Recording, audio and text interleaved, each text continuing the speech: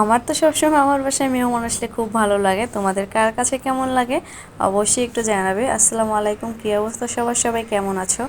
আলহামদুলিল্লাহ আমরা কিন্তু খুব ভালো আছি। যে যেখান থেকে ভিডিওটা দেখছো অবশ্যই একটু লাইক কমেন্ট শেয়ার দিয়ে পাশে থাকবে এবং ফলো দিয়ে সাথে থাকবে। হঠাৎ করে রায়বাগিনী ননদিনী ফোন দিয়ে বললো যে ভাবি আমি তোমার বাসায় আসতেছি।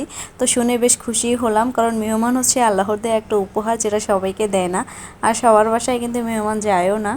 আমাদের আশেপাশে তো এরকম অনেক মানুষও আছে যাদের বাসায় আসলে মেহমান গেলে তারা ভালো থাকে না, তাদের অনেক কষ্ট হয় মেহমান গেলে। আমি এটা বুঝি না, আসলে কষ্ট করে রান্না বান্না করতে হবে এটার জন্য তাদের কাছে ঝামেলা মনে হয়, নাকি তাদের টাকা খরচ হবে এটার জন্য। আর ওই বাসায় মেহমান আসলে যে সবসময় ভালো ভালো রান্না করতে হবে, খাওয়াতে হবে, আসলে এমনটা কোনো কথা নাই। যার যেরকম সামর্থ্য সে সেরকমভাবে রান্না বান্না করবে। আর আমার কাছে মনে হয় যে ভালো মন্দ খাওয়া ওইটা বিষয় না, ভালোবেসে যদি কেউ আমাকে ভর্তা ভাতা খাওয়ায় তারপরও মনে হয় যে এটাই অনেক। ভালো না বেশে যদি ভালো ভালো কয়েক রকমের রান্না বান্না করে খাওয়ানো হয়, আসলে সেটাও কিন্তু মন ভরে না।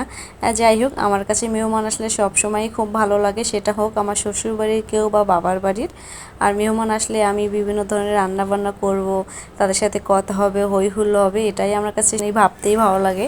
তো সবসময় আমি চেষ্টা করি মেহমান আসলে আমার নিজের মতো সামর্থ্য অনুযায়ী চেষ্টা করি রান্নাবান্না করার জন্য। যাই হোক, আমার ফ্রিজে যা যা ছিল তার মধ্যেই চেষ্টা করছি কিছু রান্না করার জন্য, মানে বাজার করার সময় ছিল না, তারপরে ফ্রিজে যা ছিল মাশাআল্লাহ যথেষ্ট পরিমাণ ছিল। তো প্রথমে আমি গরুর মাংসটা রান্না করে নিছি, তারপরে যে মুরগির মাংসটা রান্না করছি। আজকে যে মুরগির মাংসটা কীভাবে রান্না করছি আমি নিজেও জানি না, সব রকমের মশলা দিয়েই রান্না করছি, মানে দিয়েছি দুধ লেবু। আসলে এটা রোস্ট রান্না করি নাই, কিন্তু কী রান্না করছি আমি নিজেও জানি না।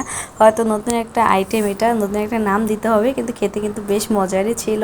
তারপরে এটা আমি রেহাবাজি করে নিচ্ছি। আর রেহাবাজিটা আমার কাছে সবসময় মনে হয় যে ডিম দিয়ে রান্না করলে বেশ মজা লাগে, মানে যখন রেহাবাজিটা ফোড়ন দেওয়া হয় তখন ডিমটা ভেঙে এইভাবে দিলে আমার কাছে মজা লাগে, খুব গ্রান আসে মনে হয়। কিন্তু অনেকে কিন্তু এইভাবে খেতে পারে না, বলে যে ডিমের একটা গন্ধ আসে, কিন্তু আমার বাসায় সবাই কিন্তু এইভাবে ভাজিটা খেতে বেশ পছন্দ করে। তারপরে আসলাম চিংড়ি মাছের কাছে। কয়েকটা চিংড়ি মাছ ছিল ফ্রিজে, ছোট ছোট, মানে বড় না ছোট না মিডিয়াম সাইজের। ওই চিংড়ি মাছগুলো সুন্দর করে ভুনিয়ে নিয়েছি। তারপর এখানে কয়টা পোলাও রান্না করব, এই জন্য আমি এই পোলাওটার সাথে মটর ডাল দিয়ে তারপর রান্নাটা করছি। এখানে যদি গাজর দেওয়া হতো তাহলে কিন্তু দেখতে আরও বেশি ভালো হতো।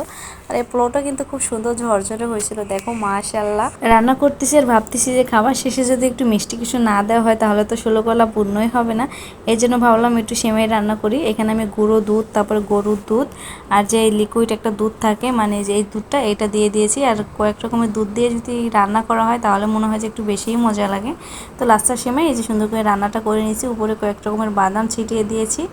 এটা দিলে কিন্তু খেতেও বেশ মজার লাগে। যাই হোক, এই যে আমার আজকে রান্না এটা ছিল সব কিছু মাশাআল্লাহ। আর সব কিছুই কিন্তু খেতে বেশ মজারই ছিল। যাই হোক, ভিডিওটা কেমন লাগছে অবশ্যই কমেন্টে জানাবে।